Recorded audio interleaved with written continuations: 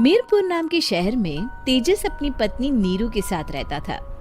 पति पत्नी दोनों ही नौकरी करते थे।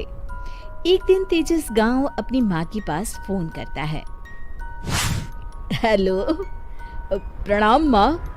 जीते रहो माँ, तुम दादी बनने वाली हो हैं? अरे वाह, ठीक है बेटा, मैं कल ही आती हूँ। जब माँ जी शहर पहुंची तो बेटे बहू ने बहुत अच्छे से स्वागत किया। लीजिए माँ जी, चाय। अरे गर्मा गर्म पकोड़े ले आओ माँ के लिए। नीरू रसोई में गई और 2 मिनट में ही पकोड़े ले आई। जी ये लीजिए। बहू, जादू से बनाए हैं क्या? अभी तो रसोई में गई थी। यम्मी। माँ जी, शीला रसोई में पकोड़े तल रही है, मैं बस लेकर आई।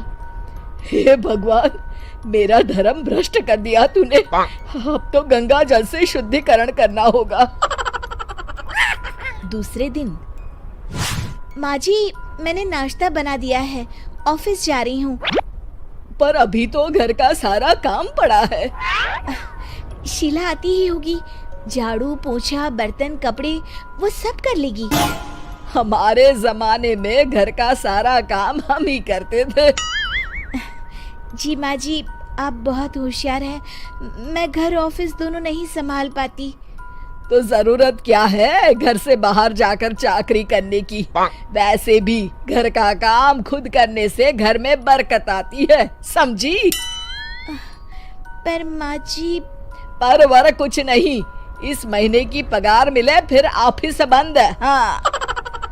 रात को नीरू तेजस से कहती है, सुनिए जी, माँ जी बोल रही थी कि मैं नौकरी छोड़ दूं। वैसे ठीक ही तो है, अभी तुम्हें आराम की जरूरत है। फिर भी आराम कहाँ, शीला को छुड़ाने के लिए बोल रही थी। तो अब 24 घंटे में इतना काम तो कर ही सकती हो। पर जॉब पसंद है मुझे, घर पर मन नहीं लगेगा। अगले दिन जब दोनों ऑफिस के लिए निकल रहे थे, मेरी तो कोई कीमत ही नहीं है इस घर में। माँ जी, आजकल महंगाई बहुत है, रहन सहन भी बदल गया है, दोनों नौकरी करते हैं तभी ठीक रहता है। अच्छा, तू कहना क्या चाहती है? मेरा बेटा तुझे बिठा के खिला नहीं सकता? तू ही इस घर का खर्च चला रही है, हैं?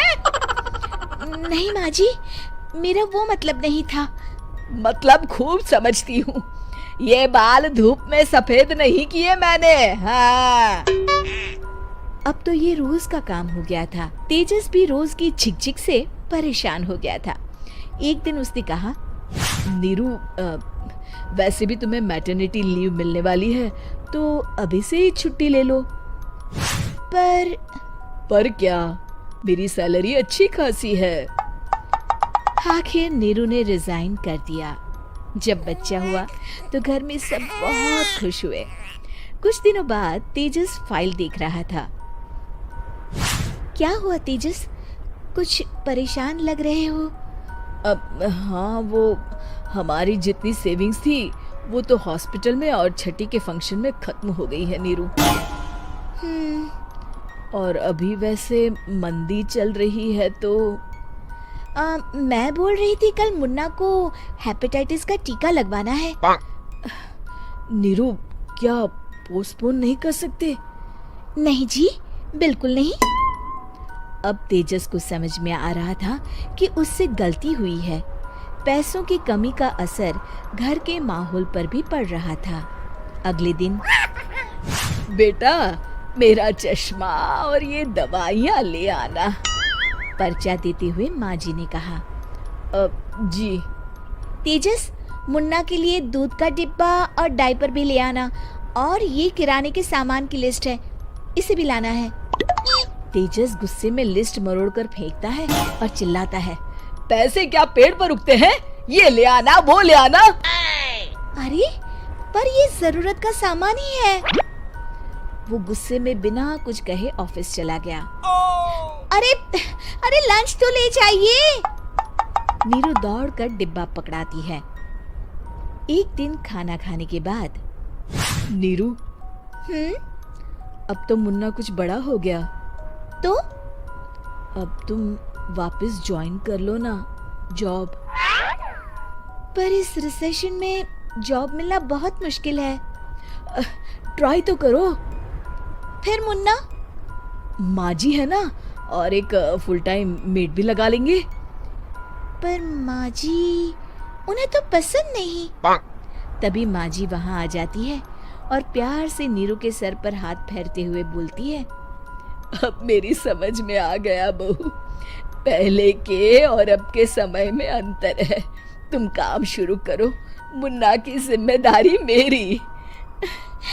मेरी प्यारी माँ जी। ये कहकर नीरू उनके गले लग गई। शिक्षा, परिवर्तन संसार का नियम है, हमें भी समय के साथ चलना चाहिए। उम्मीद है कि आपको हमारी ये कहानी पसंद आई होगी।